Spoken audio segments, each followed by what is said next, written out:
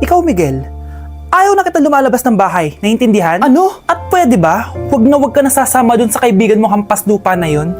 Dahil ayaw ko ng ganong klaseng tao ang magiging kaibigan mo. Ma! Parang sumusobra ka na ata! Sobra na ako nasasakal sa'yo!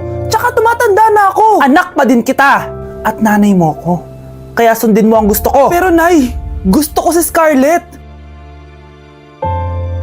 Parehas kami ng nanay ni Michael. So ibig sabihin nun, magkapatid kami? Sinong kapatid mo, anak? Wala po, Tay. Bakit po? Anak, wala na ako sa trabaho. Tay, pero wag ka mag-alala, anak. Iisip ako ng paraan.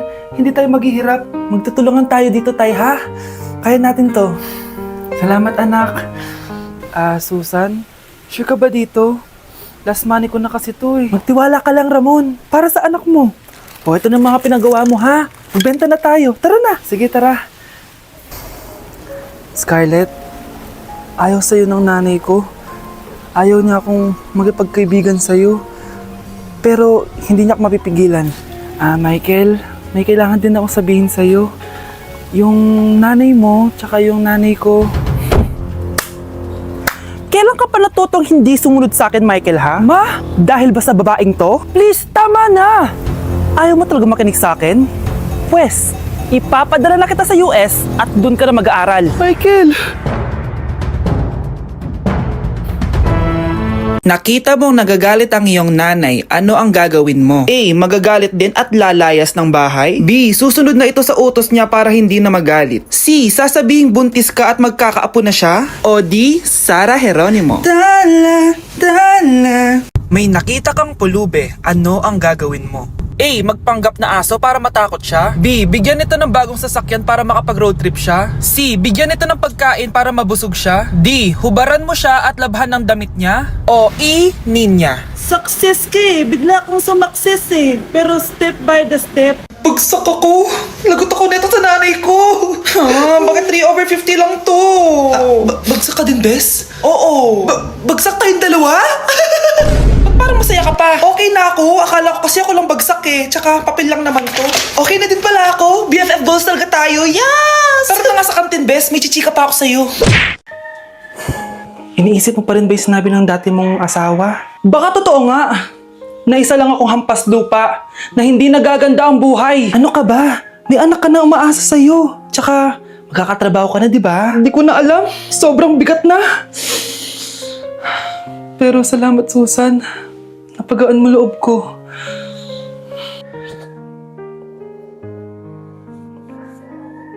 Hello, ma'am. Thank you for calling. How can I help you? Baby, wag ka muna umiyak, please. Sorry, ma'am. Ako muna bahala kay Scarlett, ha? Mag-focus ka lang dyan. Thank you, Susan.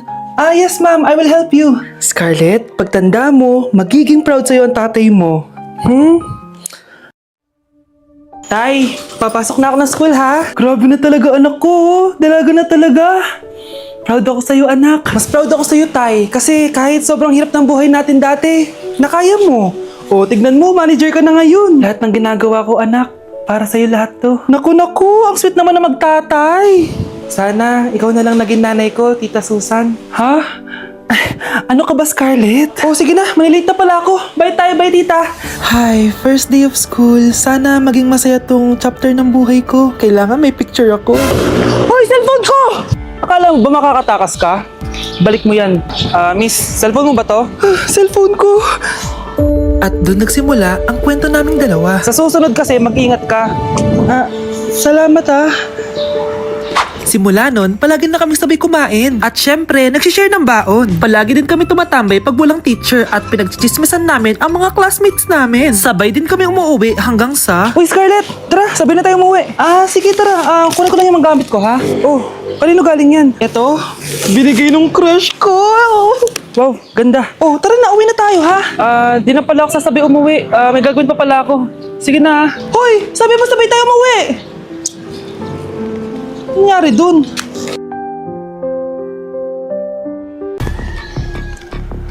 Balita ko, dyan nagtatrabaho yung dati kong asawa. Siguraduhin yung masisisante nyo yan. Dahil ayaw ko ng peste sa kumpanya ng asawa ko. Naintindihan? Susan, alam mo, feel ko talaga mapopromote na ako anytime. Kasi sabi ng manager namin, isa ako sa pinakamagaling sa amin. Ngayon pa lang, congrats na kita. Simula pa lang, alam ko naman na kaya mo. Alam mo, okay din pala na hiniwalay na ako ng asawa ko. At this ngayon, alam ko talaga kung anong habol niya sa akin. Yun ay pera. Madami pang ibang babae dyan, ano ka ba? Tsaka ang importante ngayon, nakafocus ka sa pagpapaganda ng buhay nyo. Oh, luto na to. Kain na tayo. Ah, yes po, ma'am. Okay po. Ma'am, i-hold ko po muna kayo ha. Wait for a while. Sino itong tumatawag? Sir Ramon, may bad news po ako sa'yo. Ayaw ka po ng boss namin. Ano? Kaya tatanggalin ka sa trabaho. Anong tanggal na ako sa trabaho, ha? Utos lang po sa amin. Hindi pwede yun. Sorry sir, humanap ka na lang po na ibang trabaho. Bakit puro na lang kamalasan dumadating sa buhay ko? Ay. Si Michael ba yun? Michael! Scarlett, bakit pinauna mo ako umuwi kahapon? Eh, di ba palagi tayo sabay umuwi?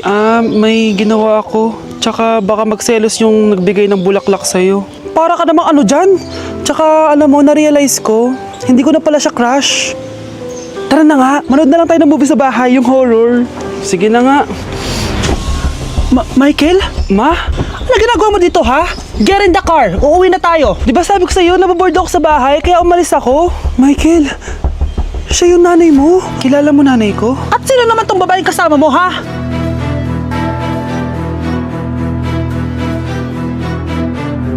Tama na. Ano to? Wala na namang ulam? Mahal, pangako bukas may kakainin na tayo. Sinabi mo rin yan kahapon. Paano tong anak natin, ha? Paano natin ito bubuhayin? Mahal, please. Magtulungan tayo. Makakaahon din tayo dito. Ayoko na. O ito, ikaw na mag-alaga niyan. Mahal, please. Huwag mo naman kaming iwan. Babalik na ako sa dati kong buhay. Sa buhay na nakakain ako na masarap. Sa buhay na nakakapag-party ako. Sa buhay na prinsesa ako. Ayoko na ng gantong buhay. Mahal, please. Babawi ako. Kaya mo na yan. At wag mo na ako gugulin, ha? Anak, pangako hindi kita iiwan, ha? Nandito lang ako para sa'yo. Hindi kita papabayaan. Okay, Mr. Ramon? Ma'am, tanggap na po ba ako sa trabaho? Sorry sir. Based sa resume mo, hindi ka pala nakapagtapos ng college. Ang hanap po namin is college graduate. Uy Ramon, mukhang galing ka sa interview Natanggap ka? Hindi nga eh. Baka may alam kang pwede kong pasukan ng trabaho. Pwede ako. Sige, sabihan kita ha. Salamat Susan. Dami naman basura dito. Ramon, may hiring daw yung kakilala ko at pwede ka daw doon magtrabaho. Ha? Talaga? Sa wakas, mabibilin ko na lahat ng pangangailangan ng anak ko. May anak ka pala? Oo. Iniwan kami ng nanay niya dahil di niya kaya tong gantong buhay. Hayaan mo, hindi mo deserve yun. Wow, ang bilis. May pumalit na agad sa akin?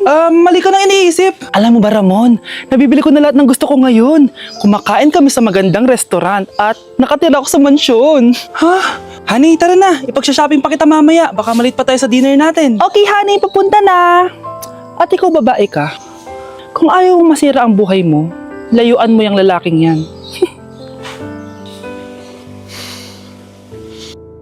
Tay? O anak, si nanay kasi kahapon pwede umuwi. Ano na kaya nangyari doon? Busy lang yung nanay mo. O siya, may good news ako sa'yo. Malapit na tayong yumaman. Anong ibig sabihin nun, Tay? Basta, hintayin mo na lang.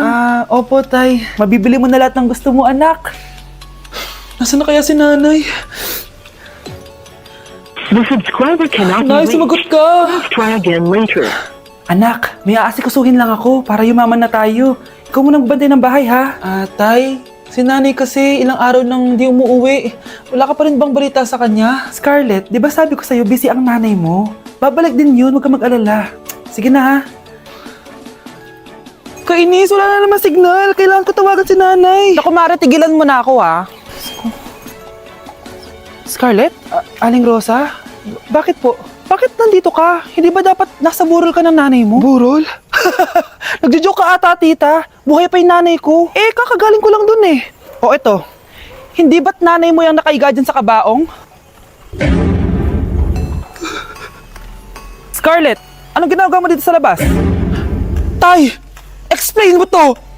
Bakit nakaburol si nanay, ha? Kaya siguro hindi siya umuwi ng ilang araw? Tay, ano? I-explain mo na sa akin. kung bakit nakaburo si nanay, ha? Bakit ka ba naniniwala dun, ha? Ang totoo mong nanay, busy. Di ba sinabi ko na to sa'yo? Pero tay! Wala nang pero. Huwag mo akong hintayin magalit, Scarlett. Di mo magugustuhan.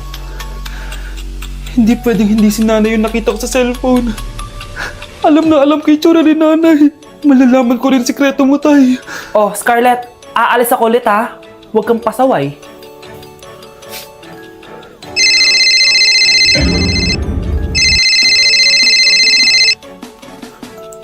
Nasa yung cellphone ko?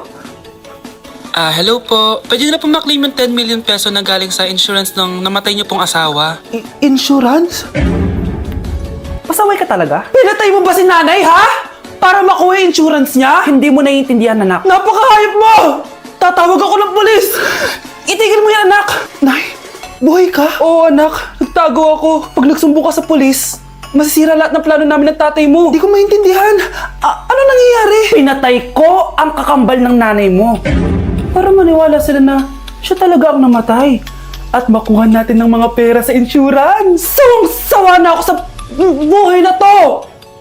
Marami akong pangarap, anak. Gusto ko na gumanda yung buhay natin. Naririnig niyo ba yung mga sarili niyo, ha? Hindi ba kayo natatakot sa mga pinaggagawa niyo? Kung yayaman tayo sa maling paraan at sa paraan na magtatago ka sa pulis, Nay, itigil niyo na to, please. Please lang. Nay, kamusta na po kayo ni tatay? Eto anak, okay naman. Ikaw, kamusta ka na? Eto Nay, malapit ako matapos ng college. Sana paglabas niyo ni tatay, marami na akong ipon. Huwag kang mag-alala anak, konti panahon na lang, magkakasama ulit tayo ng tatay mo. See you Nay, miss ko na kayo. See you soon anak.